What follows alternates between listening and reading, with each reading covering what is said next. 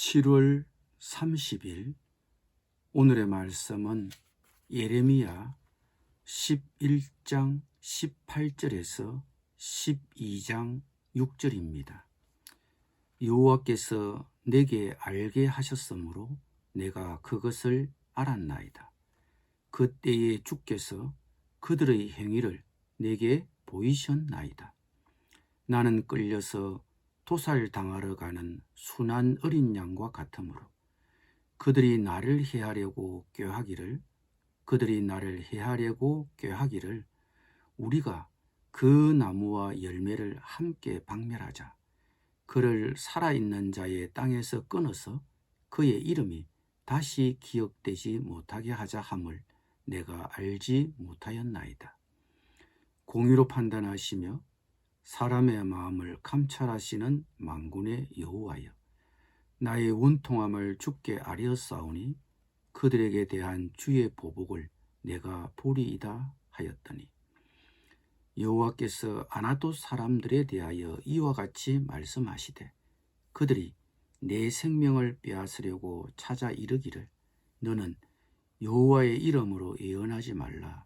두렵건대 우리 손에 죽을까 하노라 하도다. 그러므로 만군의 여호와께서 이와 같이 말씀하시니라. 보라, 내가 그들을 벌하리니 청년들은 칼에 죽으며 자녀들은 기근에 죽고 남는 자가 없으리라. 내가 아나돗 사람에게 재앙을 내리리니 곧 그들을 벌할 해니라. 여호와여, 내가 주와 변론할 때에는 주께서 어려우시니이다. 그러나 내가 주께 질문하옵나니 악한 자의 길이 형통하며 반역한 자가 다 평안함은 무슨 까닭이니이까? 주께서 그들을 심으심으로 그들의 뿌리가 박히고 장성하여 열매를 맺었거늘 그들의 입은 주께 가까우나 그들의 마음은 머니이다. 여호와여, 주께서 나를 아시고 나를 보시며 내 마음이 주를 향하여 어떠함을 감찰하시오니 양을 잡으려고 끌어냄과 같이 그들을 끌어내시되 죽일 날을 위하여 그들을 구별하옵소서. 언제까지 이 땅이 슬퍼하며 온 지방의 채소가 마르리이까? 짐승과 새들도 멸절하게 되었사오니 이는 이 땅 주민이 악하여 스스로 말하기를 그가 우리의 나중 일을 보지 못하리라 함이니이다. 만일 내가 보행자와 함께 달려도 피곤하면 어찌 능히 말과 경주하겠느냐? 내가 평안한 땅에서는 무사하려니와 요단강 물이 넘칠 때에는 어찌하겠느냐?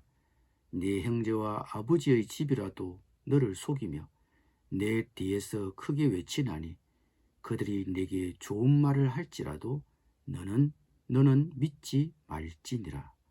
아멘.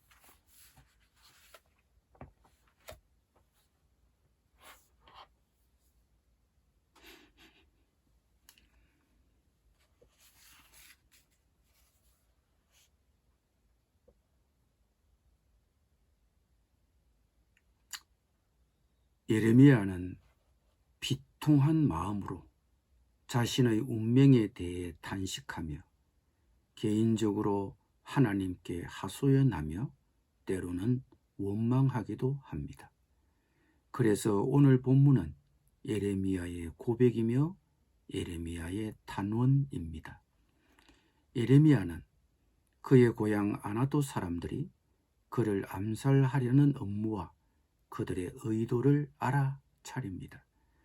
그는 마치 도살장으로 끌려가는 순한 어린 양 신세가 되었습니다.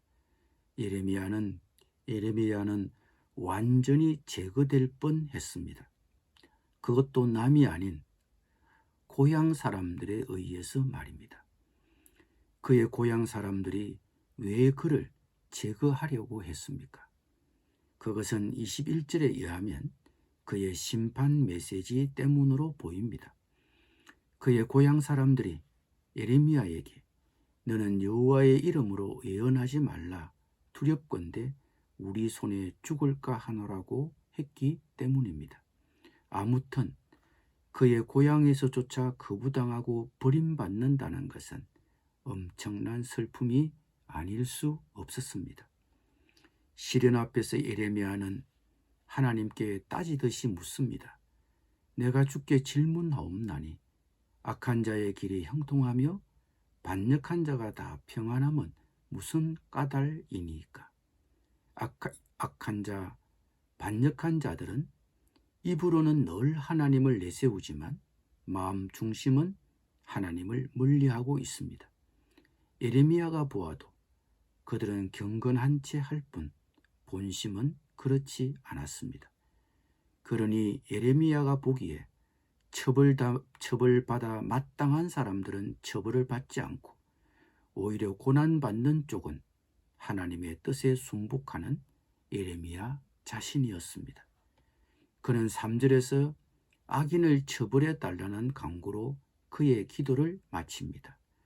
양을 잡으려고 끌어낸과 같이 그들을 끌어내시되 죽일 날을 위하여 그들을 구별하옵소서. 놀랍게도 예레미야가 말하는 이 악인은 이 땅의 주민 유다 백성이었습니다. 이들은 악하여 스스로 말하기를 그가 우리의 나중 일을 보지 못하리라 하면서 오히려 악행을 즐기고 있는 것처럼 보입니다. 이처럼 악인이 버젓이 별탈 없이 살고 있는 현실이 예레미야로서는 쉽게 이해가 되지 않았습니다. 그리고 무엇보다 하나님이 그 악인들을 내버려 두고 있다는 사실을 받아들이기 어려웠습니다. 예레미야의 이 의문과 질문에 대하여 5절에서 드디어 하나님이 대답하십니다. 만일 네가 보행자와 함께 달려도 피곤하면 어찌 능히 말과 경주하겠느냐? 내가 평안한 땅에서는 무사하려니와 요단강 물이 넘칠 때에는 어찌하겠느냐?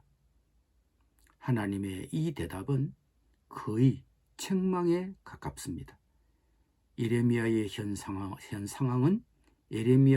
상황은 뛰어다니는 말도 아니고 걸어다니는 보병과 경주하고 있으며 사자가 득실거리는 요단의 숲풀도 아니고 평화스러운 땅에 놓여 있다는 것입니다. 이 하나님의 대답의 요지는 예레미야가 하나님의 종으로서 앞으로 감수해야 할 고통에 비하면 지금 이것은 아무것도 아니라는 것입니다. 예레미야는 하나님의 처사에 대해 옳고 그름을 따지고 있는데 하나님은 그것에 대해서는 아무런 언급이 없이 예레미야에게 단지 보다 철저한 복종만을 말씀하고 있습니다.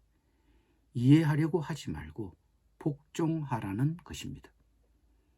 하나님의 두 번째 대답은 이제 책망을 넘어 경고에 이릅니다. 내 형제와 아버지의 집이라도 너를 속이며 내 뒤에서 크게 외치나니 그들이 내게 좋은 말을 할지라도 너는 믿지 말지니라. 예레미야의 고통과 고난은 외적인 주변 환경뿐만 아니라 가까운 가족들로부터도 온다는 것입니다. 예레미야의 형제와 아버지의 집이라도 가족도 신뢰할 수 없는 지경에 이른다는 것입니다. 이 같은 시련은 예레미야에게는 너무 가혹했습니다.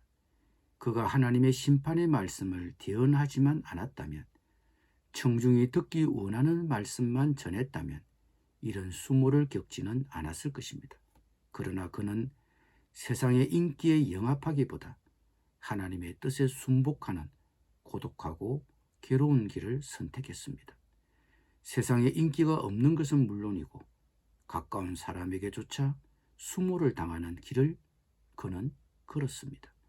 그런데 놀랍게도 이런 고난은 하나님이 계시지 않아서 온 고난이 아니라 하나님이 함께 하시기 때문에 비롯된 고난이었습니다.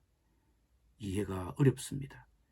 그러니 예레미야로서도 받아들이기 힘들었을 것입니다. 그러나 하나님은 그것에 대해서는 아무런 언급이 없이 예레미야에게 단지 보다 철저한 복종만을 말씀하고 있습니다. 이해하려고 하지 말고 복종하라는 것입니다. 우리 자신들도 받아들이기 어려운 고난이 있습니까? 야고보는 그의 서신에서 이렇게 신자들에게 권면했습니다. 내 형제들아, 너희가 여러 가지 시험을 당하거든 온전히 기쁘게 여기라. 이는 너희 믿음의 시련이 인내를 만들어내는 줄 너희가 암이니라. 기도드립니다. 주님, 우리도 예레미야처럼 이해하기 어렵고 받아들이기 어려운 시험과 고난이 있습니다. 그러나 예레미야처럼 그 고난이 이해가 되지 않아도 온전히 철저히 복종하게 하여 주옵소서. 예수님의 이름으로 기도드립니다.